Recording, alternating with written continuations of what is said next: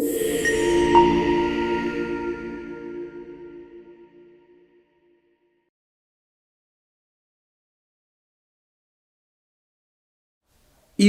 in bitterness, there's some sweetness. Welcome to Jewish Meditation with Rabbi G.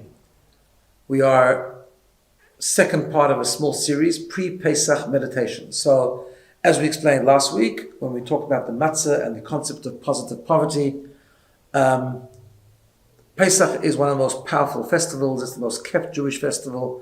It's the foundation of who we are as a nation. And when we have a Seder, as we prepare for Pesach, we reflect on the amazing lessons, the amazing powerful concepts that we can actually derive from the Seder experience. So today I wanted to talk a little bit about or at least one aspect of the maror, the bitter herbs. So we know that on Pesach night, one of the things we do, we don't only do rituals that are symbolic of our freedom, we actually also engage in activities which remind us of the hard times, the bitter times. And there's a number of reasons for that. Obviously, the most basic one is that when we show gratitude for where we are now, we need to remember where we came from, which magnifies the sense of gratitude that we have now. We remind ourselves of how difficult things were then, how harsh the persecution and the oppression was in Egypt. And in our own lives, if we're able to move forward and grow, we remind ourselves of how difficult it was, and we show greater celebration and gratitude where we are now. But there's also another little lesson that I want to share with you that I recently came across when we eat the bitter herbs. We know that the custom is when we eat the bitter herbs, we dip it into what we call charoset. The recipe is basically apples and nuts and things like that.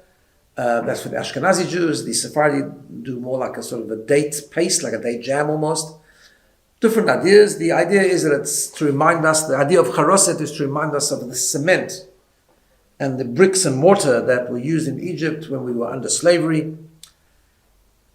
And that's one of the great symbols of Pesach night. But the question is like this. We eat bitter herbs to remember the bitterness. So supposedly, when we eat, whether it's the cos lettuce or we eat the horseradish, we're supposed to feel the bitter taste. Dipping it into charoset, which is essentially sweet, almost undermines the very concept. Now, it is true halachically when you dip it into charoset, you're not supposed to dip it into lots of charoset, you're supposed to shake it off if a lot of it goes onto the lettuce or whatever. But still, symbolically, it's really strange to eat bitter herbs to remember and experience the bitterness, and yet at the same time to dip it into something sweet. But here lies an amazing lesson. The amazing lesson is that there's two types of blessings that we need to feel. There's two types of gratitude that we need to have. Obviously, when we have gifts, we are given amazing gifts. We feel a sense of gratitude. We thank God. We praise God. We really feel that overwhelming sense of being grateful. But there's also about learning gratitude when things are going tough, when things are a bit bitter. It's about living in a way where even when things are down, we notice the blessings. You know, we've talked about this before. When we wake up in the morning, we make morning blessings. For simple things like we thank God for the food we have, for the clothes we wear, and so on. Things we normally take for granted because at the end of the day, every day is filled with blessings. Even the tough days. When the Jews were in Egypt, that was extremely tough. And yet, there were moments of sweetness. We are taught that when the righteous women, convinced their husbands to continue the Jewish people. There's a whole midrash that tells us that the men were giving up hope, they were despairing, they didn't want to have relationships with their wives, they didn't want to have children, what's the point of it all? And the Jewish women said, no, we need to continue this nation. We need to continue this destiny. And they had, and even though it was very dangerous, we learned that miraculously God rescued and saved the children and so on and so forth. And then we are taught that when the parents looked at their children in their homes, they had certain pleasure, they had certain nachas, they had certain joy. And it was joy in the context of an extremely oppressive experience. Because even in the maror, even in the bitter herbs, there's some sweetness. And the lesson for us is amazing. Please God, we never have oppressive experiences like they had in Egypt. But nevertheless, we have days that are challenging. And our lesson for us is, our mission is, even in those days, to practice real gratitude. Now that's real gratitude practice. To be able to stop, to think, to reflect, to notice, even when it's dark, those rays of light. Even when it's challenging, to see the gifts that we have every day. And when things are down, one of the exercises that we do is we sit down with a piece of paper and we list those things that we're complaining about. But then on the other side, we also lift the things that we're grateful about. We might be going through a tough period, but we have a job. Hopefully, we can provide for our family. We have a relationship. We have children. Whatever those gifts are, we have what to eat. We have what to, Not everyone has that. Not everyone had that. So it's about discovering the charoset, the sweetness, even in the maror, and that's the depth. One of the depths of why we dip the maror into charoset, into the sweetness, to remind us. It's not just about remembering the bitterness of the past, it's about remembering what we do with the challenge of the present, of learning to acknowledge the challenge, but also to see the sweetness, the rays of sweetness, the rays of light that are there in the darkness, the sweetness that are there in the challenge. And that takes practice. It takes being aware, it takes being conscious. And let us practice that a little bit. So just get into a relaxed position. And let's try getting to a state of awareness. Close your eyes, that will make it less distracting. And turn your attention to your breathing. Breathing in, out. Breathing in deeply, exhaling slowly.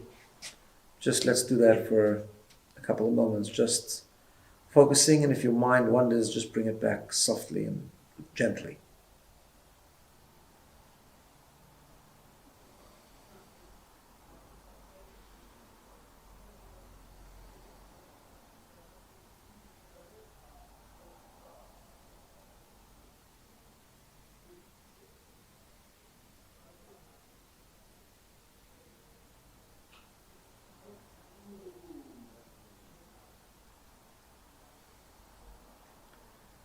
Keep focusing on your breath, and as you do, try to become more aware. Try to notice. Still focus on your breathing, but try to feel the chair that you're sitting on. If your feet are on the floor, try to feel that connection between your foot and the floor. Notice things you haven't noticed. In a state of consciousness and awareness, notice more detail. Think about what type of environment are you in? What are the colors of the walls? Is the ground upon which our feet is it soft? Is it hard? Notice things, because noticing comes with practice. Just keep being aware. Go back to your breath. Breathing is nishima, meaning breath, same word as neshama. Every breath we express our soul, and with the expression of the soul comes the ability of strength, of gratitude, purpose, meaning.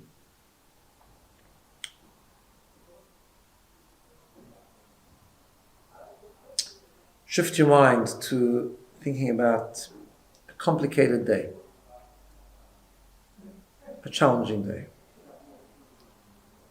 Might be loss of job, toxic work environment, relationship issues, health issues even. Just think of something. In the spirit of awareness and consciousness, try to feel what that period feels like. The chaos, the uncertainty, the unsettledness. And then with the act of noticing and being aware, try to think about the good that happened or happens in that situation. Do you have your health? Do we have clothes to wear? Can we still live by our values? Can we apply our values? Can we try to be less angry or less jealous? With noticing, with awareness, pick out the rays of light.